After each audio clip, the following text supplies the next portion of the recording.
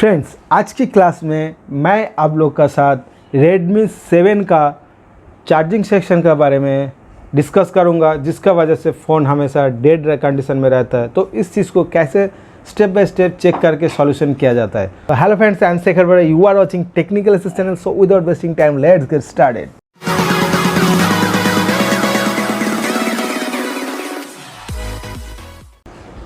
तो फ्रेंड्स देखिए, मैं हमेशा क्लास को माइक्रोस्कोप में जूम करके आप लोग इसलिए दिखाता हूँ ताकि आप लोग को आसानी से समझ में आ जाए। तो फ्रेंड्स, जैसे आप लोग देख पा रहे हैं, ये जो नीचे का जो सब बोर्ड से कनेक्टर के थ्रू यहाँ पे जो मेन कनेक्टर दिखाई दे रहा है, जो मेन बोर्ड का अंदर, इसका जो 1, 2 और 29, 30 नंबर पे ये जो वी बास मतलब जो चार्जिंग कनेक्टर से सीधा वोल्टेज जो 5.2 वोल्टेज हम लोग का, ये 4 कनेक्टर में ये जो 4 पॉइंट आपको नज़र आ रहा है, 1, 2 और 29, 30, इस तरह काउंट करोगे तो आपको यहाँ पे आपको जो भी बास है जो 5.2 वोल्ट अगर हॉट टेस्ट करोगे यहाँ पे आपको मिलना चाहिए। ठीक है, या तो आप इस पॉइंट में भी चेक कर सकते कि आपका 5.2 वोल्टेज हो रहा है कि नहीं हो रहा है। ठीक है, ये जो वोल्टेज, इसलिए मैं आप लोग को बिल्कुल इजीली समझा रहा हूँ। नेक्स्ट, उसके बाद हमें कहाँ चेक करना चाहिए, और अगर आप यहाँ से मल्टीमीटर को कंटिन्यूटी रेंज में सेट करोगे और यहाँ से यहाँ पे प्रोब लगाओगे तो इसमें बीप साउंड आना चाहिए।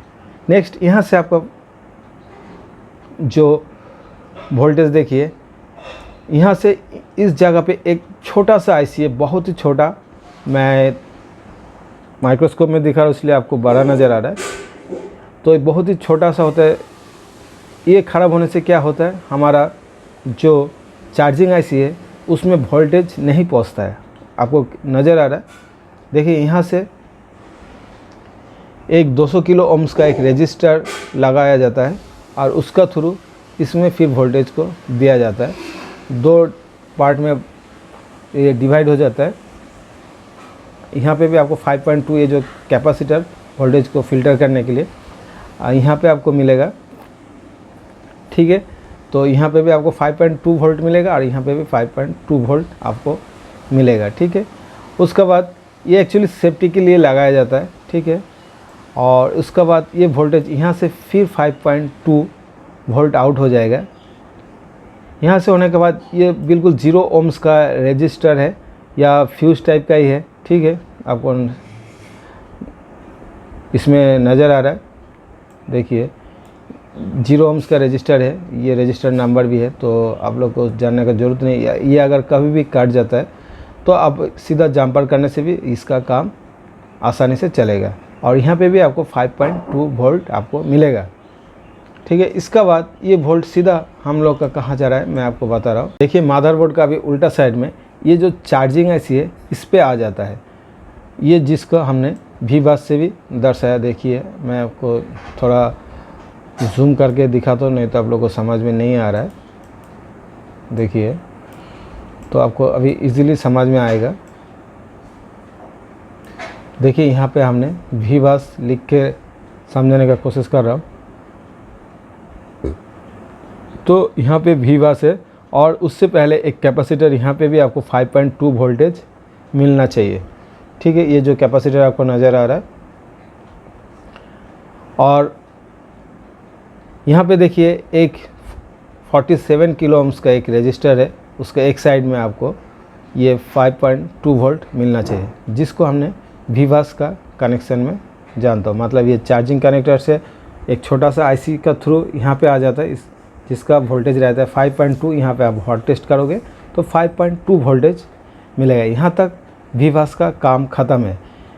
यहाँ तक कि वी बास का आपको कनेक्शन मिलेगा और कहीं पे भी आपको मिलेगा नहीं। फिर यहाँ से ये VPH वोल्टेज में प्रोवाइड हो जाता है। ठीक है, जैसे वी बास सीन हुआ, फिर VPH वोल्टेज ये 5.2 से सीधा 4.2 वोल्ट में कन्वर्ट हो जाता है। तो इसको हम VPH वोल्टेज का नाम पे जानते हैं। एक VPH वोल्टेज बन जाता है, एक VWAT वोल्टेज बनता है। इसका बारे में मैं बाद में डिस्कस करता हूँ। तो पहले VPH वोल्टेज के बारे में हम लोग जान लेते हैं। क्लास बहुत ही इंटरेस्टिंग है और इसी तरह से आप लोग चेक करिए। यहाँ पे अगर वोल्टेज नहीं आ रहा है तो आप लोग सीधा एक जंपर कर सकते हैं। चार्जिंग कनेक्टर का, जहाँ से 5.2 वोल्टेज हो रहा है, या तो छोटा वाला आईसी डैमेज होगा तो उसको आप चेंज करके उस वोल्टेज को आप ला सकते हैं, नहीं तो जम्पर का थ्रू यहाँ तक आपको वोल्टेज को लाना ही पड़ेगा। ओके फ्रेंड्स, तो अभी यहाँ पे जैसे इन हो जाता है तो हमारा एक VPH वोल्टेज ये आईसी तैयार करता है, जिसका 3.7 से 4.2 तक होता है। ठीक है, दोबारा सुनिए, जो VPH वोल्टेज होता है 3.7 से 4.2 तक ही होता है। ठीक है, और एक वोल्टेज ये जो V वाट है, जो बैटरी को चार्ज करने के लिए होता है, और जिस टाइम हम लोग चार्जिंग कनेक्टर नहीं लगा रहेगा उस टाइम बैटरी से ये वोल्टेज वापस इसमें आता है और यहाँ से फिर VPH वोल्टेज तैयार हो जाता है। तो एक हमारा VPH वोल्टेज हो गया, एक V वाट और एक VSM इसका साथ ही कनेक्ट रहता है एक कॉइल का थ्रू। ठीक है, थोड़ा मैं आगे लेके चलता हूँ। देखिए VPH वोल्टेज यहाँ पे एक कॉइल लगा के रखा, इस कॉइल का काम है जो भी करंट का हमारा वेरिएशन होता है, इस वेरिएशन को, ये कॉइल का काम है करंट का जितना कम ज़्यादा होने पर भी ये आउटपुट जो करंट है उसको फिक्स रखता है। मान लीजिए यहाँ पे आप लोग को 2 एम्पियर का करंट आउटपुट चाहिए, तो यहाँ पे आपको कभी भी करंट का कम ज़्यादा होगा तो, लेकिन यहाँ पे ये 4.2 ही, मतलब जो 2 एम्पियर वही इधर से आउटपुट होगा, क्योंकि इसका अंदर कॉइल का अंदर एक मैग्नेटिक फोर्स जनरेट होता है, जिसका वजह से क्या होता है, कभी भी यहाँ पे इनपुट में अगर कोई भी कम ज़्यादा होगा तो वहाँ इसका अंदर जो मैग्नेटिक फील्ड क्रिएट होता है, जहाँ पे बहुत संख्यक इलेक्ट्रॉन रहता है, उस इलेक्ट्रॉन इस काम को पूरा कर देता है। जब भी काम होता है तो ये यहाँ इसका पास से दे देता है। मान लीजिए यहाँ पे 2 एम्पियर का ज़रूरत है लेकिन 1 एम्पियर निकल रहा है, तो 1 एम्पियर ये कॉइल क्या करता है, प्रोवाइड कर देता है। मतलब करंट का जो वैल्यू को, मतलब आउटपुट को वो इक्वल रखता है, कम ज़्यादा होने नहीं देता है। ठीक है, इस कॉइल का वही काम है। ठीक है, तो इस कॉइल भी ख़राब होने के बाद भी आपको VPH पॉइंट में प्रॉब्लम होगा। ठीक है, और यहाँ पे आप लोग चेक करोगे इस कॉइल पे, यहाँ पे भी आपको 3.7 से 4.2 वोल्ट दिखाई देगा। ठीक है, देखिए, इसलिए मैं स्टेप बाय स्टेप दिखा रहा हूँ। तो ये VPH वोल्टेज बहुत ही हमारा इम्पोर्टेंट है। ये VPH वोल्टेज फिर हमारा पावर आईसी में जाएगा, मेन पावर आईसी में, वहाँ पे जाके भी रेगुलेटेड वोल्टेज तैयार करता है, जो कि अलग अलग टाइप का वोल्टेज तैयार करता है। और ये जो हमारा चार्जिंग आईसी, ये सिर्फ एक टाइप का ही वोल्टेज तैयार करता है, जिसका हम VPH वोल्टेज कहते हैं। ठीक है, जिसका 3.7 से 4.2 वोल्टेज, वही 4.2 वोल्टेज हम लोग को बैटरी चार्ज करने के लिए प्रोवाइड करता है। देखिए यहाँ से हमारा एक पॉइंट जो V वाट है, यहाँ पे भी आप लोग चार्जिंग कनेक्टर लगा रहेगा तो आपको यहाँ पे 4.2 वोल्ट शो करेगा।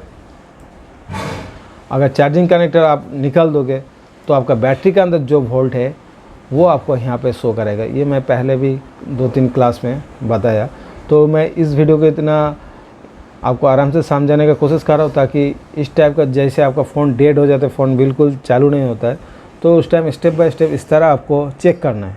ठीक है, तो ये सेक्शन आजकल बहुत ज़्यादा इम्पोर्टेंट है और एक V वाट की तरफ जाता है, इसलिए यहाँ पे एक डायोड का भी यूज़ किया गया सेफ्टी के लिए। ठीक है, कि रिवर्स बैस अगर हो जाता है तो कोई कंपोनेंट ख़राब नहीं होने देता, इसलिए एक डायोड का भी यूज़ किया है। तो इस डायोड के इस तरफ भी आपको 3.7 से 4.2 वोल्टेज, अगर चार्जिंग कनेक्टर लगा रहेगा तो आपको यहाँ पे 4.2 मिलेगा। अगर बैटरी लगा रहेगा तो अगर बैटरी में जितना वोल्टेज होगा, मान लीजिए बैटरी में 3.9 है तो यहाँ पे भी आपको 3.9 वोल्ट शो करेगा।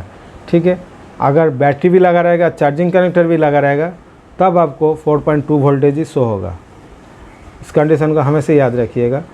अगर बैटरी भी लगा रहेगा और आपका चार्जिंग कनेक्टर भी लगा रहेगा तो ये सब में आपको 4.2 वोल्टेज शो करेगा, तब आप कंफर्म हो जाओगे कि हमारा ये आईसी बिल्कुल ख़राब नहीं हुआ। ठीक है, हमारा आईसी ओके है, तभी जाके 4.2 वोल्टेज ये बना पा रहा है।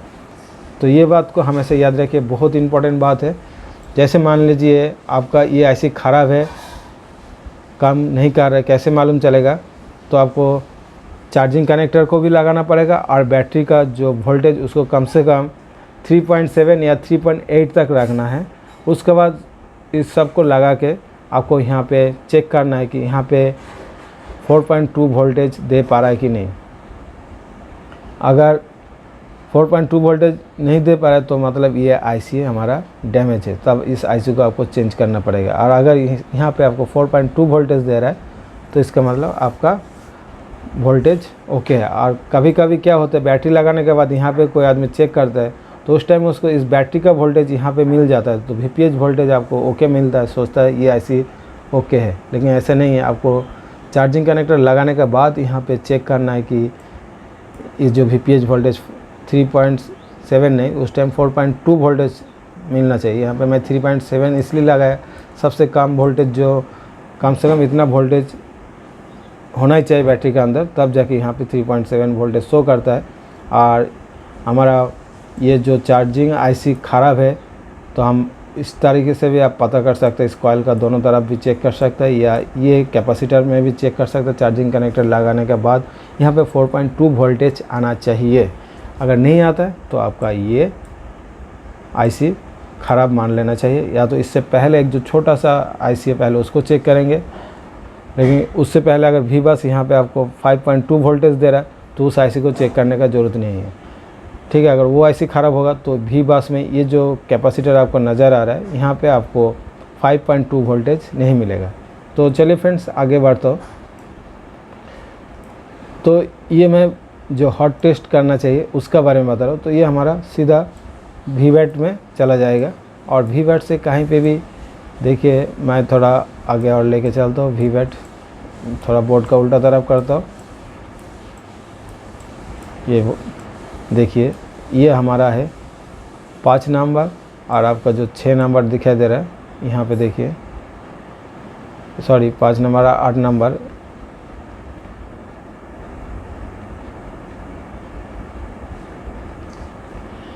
तो देखिए ये जो पॉइंट है आपको बैटरी कनेक्टर का पहले वाला पॉइंट आपको नज़र आ रहा है, ठीक है। यहाँ पे आपको क्या मिलेगा, इस जगह पे आपको वी चार्ज का, सॉरी वीवैट का बैटरी कनेक्टर का, यहाँ पे देखिए मैं थोड़ा और अच्छे से करके दिखाने की कोशिश कर रहा हूँ। इस जगह पे आपको जो हमारा वीवैट है वोल्टेज वो यहाँ पे 4.2 मिलना चाहिए, चार्जिंग कनेक्टर लगा रहेगा तो।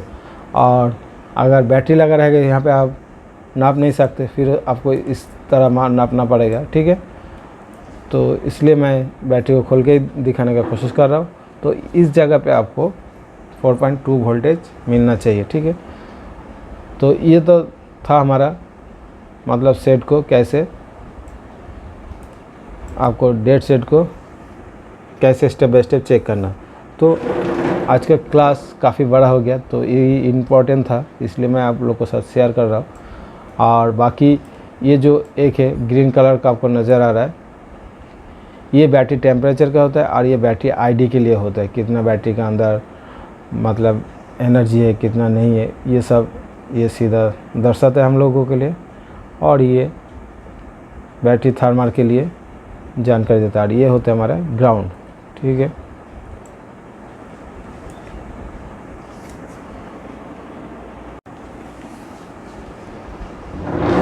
तो फ्रेंड्स ये जो इस दो कनेक्शन है इसमें बहुत ही कम प्रॉब्लम आता है, फिर भी मैं थोड़ा थोड़ा बताता हूँ। कभी कभी बैटरी टेम्परेचर इशू आता है, तो उसके लिए ये जो लास्ट वाला आपको पॉइंट दिखाई दे रहा है ये वाला आप लोग देख लीजिए, मैं इसीलिए आपको समझाने की कोशिश कर रहा हूँ। ये पॉइंट से ये हमारा बैटरी टेम्परेचर थर्मल कहा जाता है।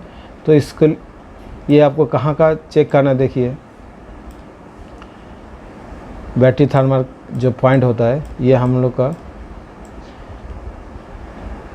यहाँ पे देखिए एक आपका 1 किलो ओम्स का रजिस्टर मिलेगा। ये रजिस्टर काट जाने के बाद भी आपको इस टाइप का मतलब शो करेगा। ये शॉर्ट हो जाने पर भी आपको battery temperature too low high ये सब आता है। यहाँ पे देखिए एक रजिस्टर है, इसको आप लोग चेक कर लीजिएगा, ठीक है। यहाँ पे आप कहीं से भी 1 किलो ओम्स का एक रजिस्टर लगाने से वो आपका सॉल्यूशन हो जाएगा, और वहाँ से सीधा ये आपका हमारा जो चार्जर आईसी है उसका यहाँ पे लग जाता है, ठीक है। जो आपका लेफ़्ट साइड में 1 2 3 4 नंबर वाला पॉइंट में, ठीक है।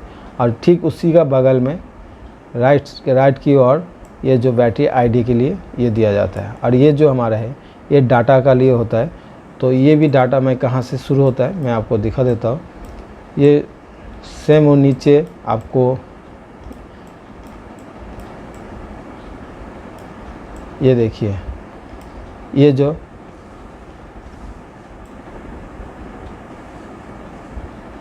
डाटा प्लस और डाटा माइनस के लिए होता है। यहाँ पे भी आप इसका पॉइंट चेक कर सकते हैं। यहाँ से आप मल्टीमीटर कंटिन्यूटी रेंज में करोगे तो यहाँ पे आपको बीप साउंड सुनाई देगा। इसमें भी सेम, ठीक है।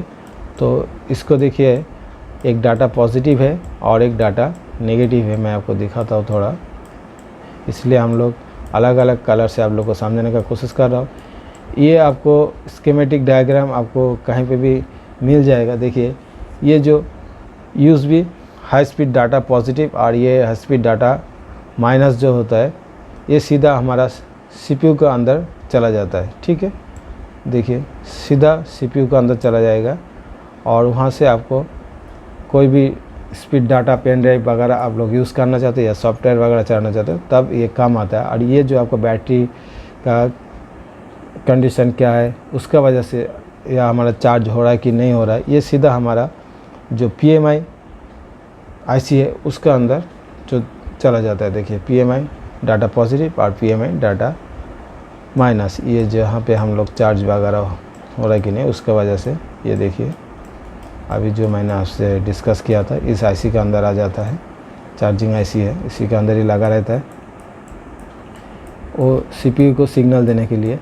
और ये इस तरह लगा होता है। इस जगह पे आपको एक यहाँ पे भी 300 ओम्स का एक रेजिस्टेंस लगा रहता है।